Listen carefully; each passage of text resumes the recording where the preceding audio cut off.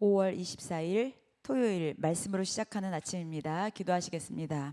하나님 감사합니다. 오늘도 우리가 믿음으로 나아가고 믿음으로 살아가고 믿음으로 하루를 완전하게 주님과 동행하는 날 되게 하여 주시옵소서. 감사드렸고 예수님의 이름으로 기도드립니다. 아멘. 자, 오늘 말씀 창세기 11장 10절로부터 32절까지입니다. 오늘 길어서 중간에 좀 중략하고 있겠습니다. 셈의 족보는 이러하니라. 셈은 백세 곧 홍수 후 2년에 아르박삿을 낳았고 아르박삿은 낳은 후에 500년을 지내며 자녀를 낳았으며 23절입니다. 나홀을 낳은 후에 200년을 지내며 자녀를 낳았으며 나홀은 29세에 데라를 낳았고 데라를 낳은 후에 190년을 지내며 자녀를 낳았으며 데라는 70세에 아브람과 나홀과 하란을 낳았더라. 데라의 족보는 이러하니라. 데라는 아브람과 나홀과 하란을 낳고 하란은 롯을 낳았으며 하란은 그 아비 데라보다 먼저 고향 갈대아의 우르에서 죽었더라. 아브람과 나홀이 장가들었으니 아브라함의 아내의 이름은 사레며 나홀의 아내의 이름은 밀가니.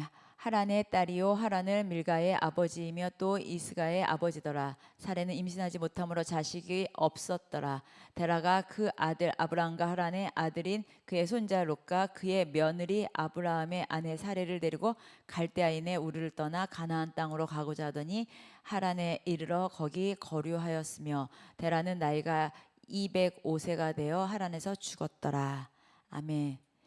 오늘 제목은 의심의 불신앙을 버리고 믿음으로 나아가라입니다.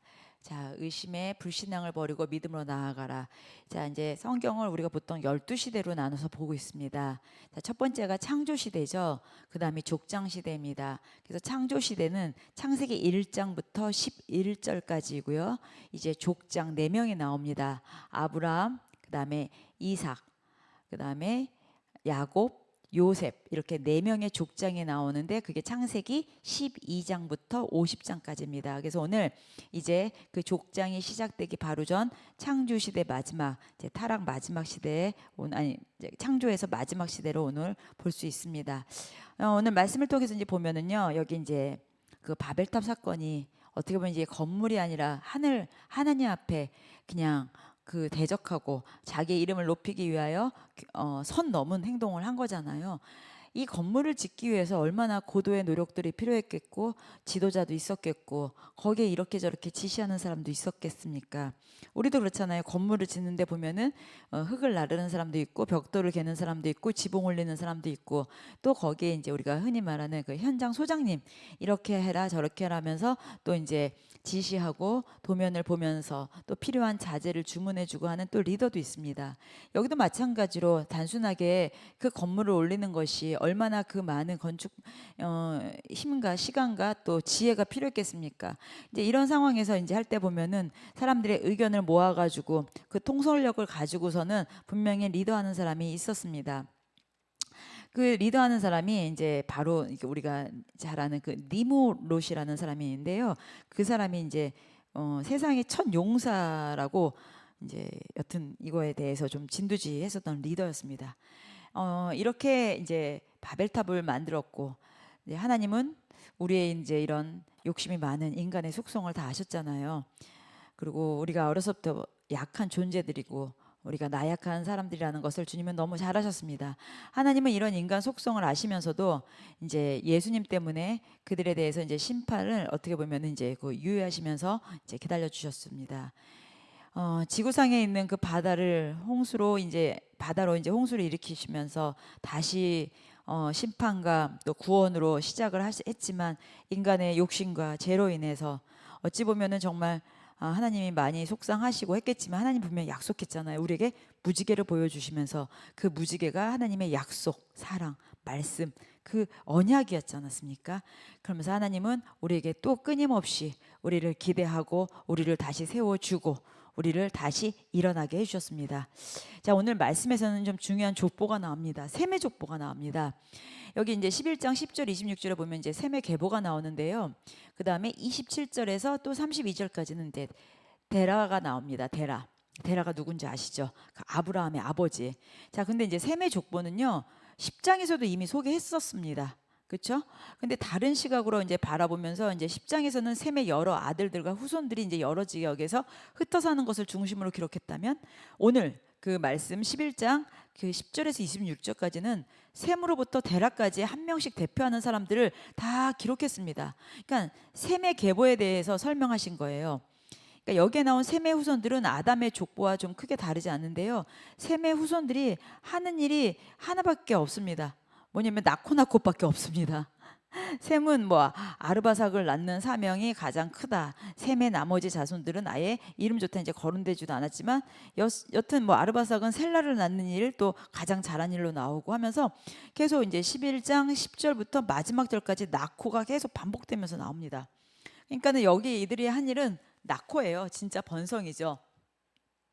자, 그런데 왜 창세기에서는 이렇게 셈의 족보를 이렇게 기록했을까요? 그것도 많은 부분을 차지하면서 어? 이 본문에서도 보면 셈의 족보가 이렇게 쭉 나오는데 우리는 이건 단순하게 셈의 족보로 보면 안 됩니다. 이것은 누구의 족보입니까? 예수님의 족보입니다. 예수님의 족보를 말하고 싶었었던 거죠. 그러니까 예수님이 누구로부터 오시는가를 말하기 위해 기록된 것입니다. 그러니까 그들의 이름이 다른 이름보다 특별해서 이렇게 적힌 거거나 뭐 특출해서 뭐가 잘나서 적힌 게 아니라 예수님의 계보, 예수님의 족보라는 거죠. 그래서 여기에 보면은 그 예수님의 그 족보에 대해서 쫙 나옵니다. 이제 성경에서는요, 예수님의 족보를 말하고 싶어서 여러 사람들의 이름을 기록했습니다. 그래서 이제 신학자들도 이렇게 보면 여기에 뭐 이제 족보 이렇게 많이 나오니까는 이제 뭐 이렇다 저렇다 이제 많이 이야기가 있지만 중요한 것은요, 성경에서는요, 그냥 그런 의미 없는 건 없습니다. 성경은 하나님의 정확무어한 말씀으로 아무 의미 없는 것은 없습니다. 그러니까 성경에는 난제도 없고요, 의미 없는 것도 없습니다. 다 하나하나 다 목적이 분명히 있다는 것이죠. 그러니까 여기 족보가 지루해 또 족보야가 아니라 분명히 여기에 깊은 뜻이 있다는 거죠. 근데 깊은 뜻이 뭐예요? 예수님이 오시는 통로를 위해서 기록했다는 것입니다. 예수님이 오신다라는 거 너무 중요하죠. 그래서 여기 보면 이제 11장 27절부터 마지막 절까지 뭡니까? 데라의 족보가 나옵니다. 드디어 데라, 여러 아들을 낳다가 마침내 아브라함을 낳잖아요. 아브라함이 누굽니까? 우리 열국의 아버지잖아요. 성경의 족보는 그대로 계산해서는 우리가 안 됩니다. 분명히 하나님의 정확한 하나님의 뜻대로 적혀진 것입니다. 그러니까 데라는 이전에 조상들이 그렇게 했듯 셈의 후손들과 결혼해서요, 아브라함도 또 이복 누이 동생 사라와 결혼합니다. 이때는 그랬습니다. 또 이삭은 사촌인 리브가와 결혼하고 야곱은 외삼촌의 딸 레아와 결혼합니다.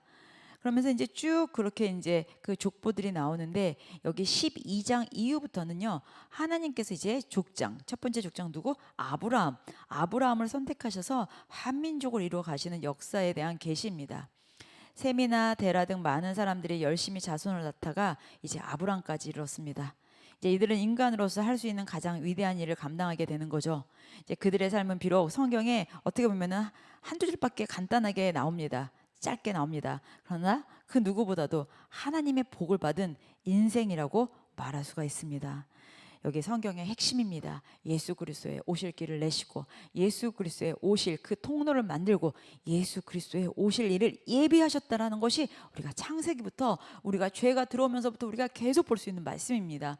그래서 창세기에서 예수님이 빠지면 우리가 다른 것으로 성경을 보면 안 됩니다. 어떠한 인물적인 거에 우리가 너무 포커스 맞춰도 안 되는 거고요.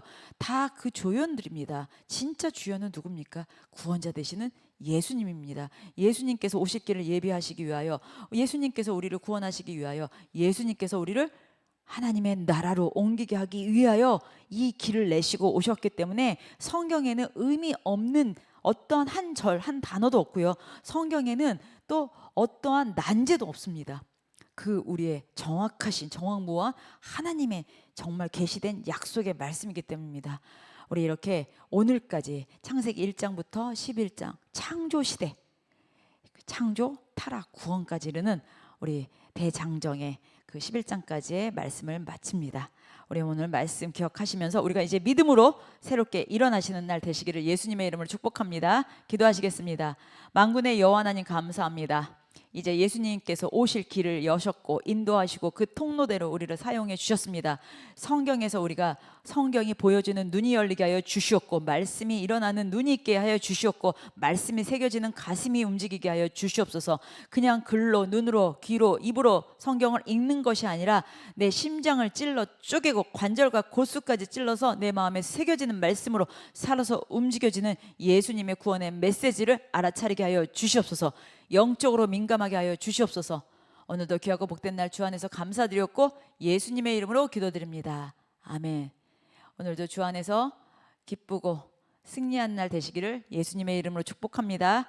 기도하시겠습니다.